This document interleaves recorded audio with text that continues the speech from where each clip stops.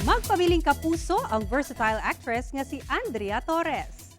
Present sa virtual contract signing si Executive Vice President and CFO Felipe Esialong, GMA Pictures President and Programming Consultant to the GMA Chairman Attorney Annette Gozon Valdez, GMA Senior Vice President for Entertainment Lilibeth G. Razonable, Senior Assistant Vice President for Alternative Productions Gigi Santiago Lara, Head for Talent Imaging and Marketing Unit of GMA Artist Center Simon Ferrer, ug ang First Vice President and Head sa GMA Regional TV and Synergy nga si Oliver Victor Beltran Amoroso. Sa kapinapulo katuig ni Andrea sa GMA Network, managlahing karakter nang iyang gibidahan nga mitatak sa Kapuso viewers. Ug all-out sabang suporta sa iyang fans sa iyang upcoming serye nga Legal Wives nga makita lang dinhi sa Kapuso Network. Inspirasyon daw ni Andrea sa iyang pag-arte ang mga kapuso sa nagkalain-laing rehiyon.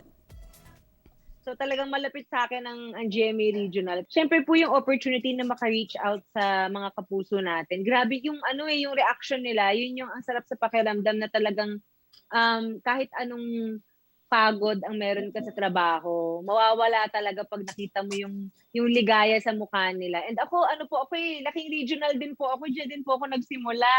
Diyan din ako